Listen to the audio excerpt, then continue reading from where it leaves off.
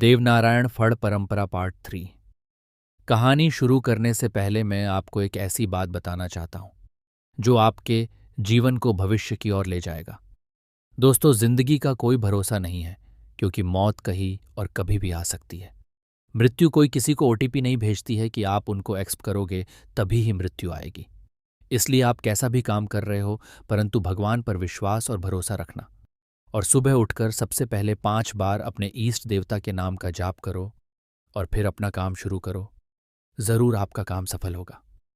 अब चलते हैं अपनी कहानी की तरफ। पिछले पार्ट में आपने देखा होगा कि बुआल के राजा ने बाईसा जयमती का ब्याह 55-60 साल राव के राणा जी के साथ करवा देते हैं। किस प्रकार हीरा नार बनकर डराती है और सभी बगड़ावत दौड़े चले आते हैं, और किस प्रकार सवाई भोज बाईसा जयमती को वचन देते हैं। अब आगे रानी जयमती रावजी के महल में पहुंचती हैं और महलों में सवाई भोज के दिए गए वचनों का इंतजार करती हैं, और किस प्रकार जयमती सवाई भोज के साथ भागने का प्लान बनती है। रानी जयमती और हीरा राण पहुंच जाते हैं।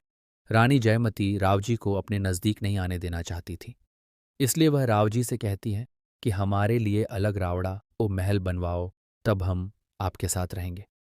नया महल बनाने की जिद करती रावजी नई रानी के लिए नया महल बनाने की जिद मान लेते हैं और महल बनवाने का काम शुरू करा देते हैं। महल बनाने के लिए सैकड़ों कारीगर दिन भर लगे रहते हैं। दिन में कारीगर काम करते हैं, लेकिन रात में रानी जयमती और हीरा उसे जाकर बिगाड़ देती थी। ऐसा करते हुए भी महल 6 महीनों में तैयार हो जाता है। सवाई भोज का बहुत इंतजार करने पर रानी जयमती व्याकुल हो जाती है। फिर वह हीरा से पूछती है कि 6 महीने तो बीत गए, बगड़ावत कब मुझे लेने आएंगे। हीरा कहती है वे नहीं आएंगे, वे अपने काम में लग गए होंगे, गाय भैंसे चराने में उलझ गए होंगे। रानी कहती है कि सवाई भोज ने वचन दिया है, उनका वचन महादेव का वचन है, वे जरूर आएंगे।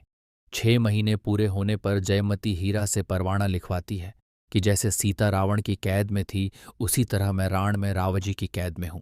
अपने वचन के अनुसार मुझे यहां से जल्दी छुड़वा कर ले जाओ, ऐसा पत्र लिखती हैं। और हीरा को कहती कि हीरा, तुम ये पत्र सवाई भोज तक पहुंचाओ। हीरा चील का रूप धारण करके बगड़ावतों के यहाँ रानी का पत्र पहुंचाती है। बगड़ावतों के दरबार में सभी भाई बैठे होते हैं। हीरा चील बनकर आकाश में उड़ती हुई आती है और रानी जयमती का पत्र गिरा देती है। पत्र गिराती हुई चिल को नियाजी देख लेते हैं और अपनी ढाल से पत्र को ढक देते हैं। और यह सब सवाई भोज देख लेते हैं और नियाजी से अकेले में पूछते हैं कि भाई नियाजी, क्या संदेश आया है?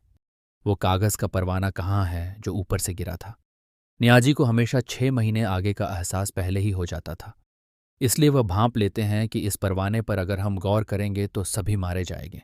सवाई भोज जिद करते हैं तो नियाजी पत्र सवाई भोज को दे देते हैं। सवाई भोज रानी जयमती का पत्र पढ़ते हैं और फिर सभी बगड़ावत भाई आपस में बैठकर निर्णय लेते हैं कि रानी को रावजी के यहाँ से भगाकर लाना ही होगा।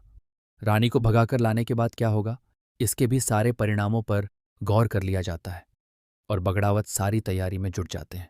तेजाजी को भी साड़ीवान भेजकर पाटन की कचहरी बुलाया जाता है। ये सब तैयारियां देख साड़ू माता के मन में उलझन पैदा होती हैं और साड़ू माता नियाजी को बुलाकर पूछती है कि क्या बात है, कहाँ जाने की तैयारी हो रही है।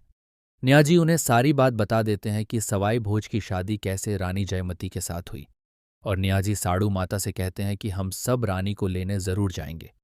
वो हमारे भाई सवाई भोज के खांडे के साथ शादी कर चुकी है।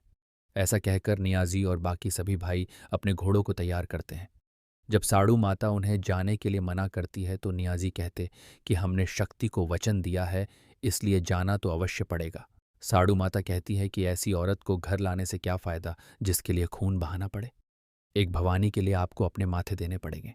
साड़ू माता फिर नियाजी को समझाती है कि घर में एक औरत है तो दूसरी को क्यों लाते हो, लेकिन नियाजी नहीं मानते और जयमती को लेने जाने की बात दोहराते हैं।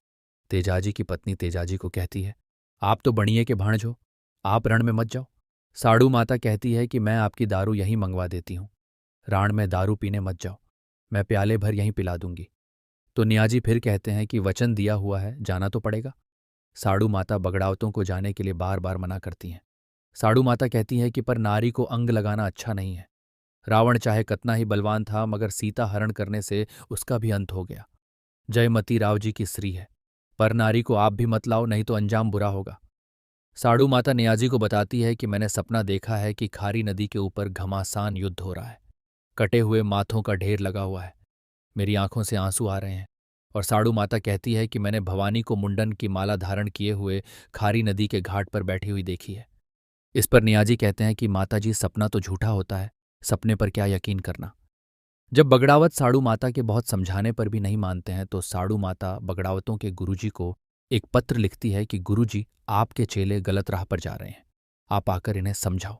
बाबा रूपनाथ जी पत्र का जवाब देते हैं कि साड़ू माता, अगर सवाई भोज ने रानी जयमती को वचन दिया है तो वचन का पालन जरूर करना है। नियाजी बाबा रूपनाथ जी का पत्र पढ़कर सबको सुनाते हैं और बगड़ावतों के यहाँ रणजीत नगाड़ा बजने लगता है। माता साड़ू कहती है, बाबा जी को तो आग बुझाने के लिए कहा,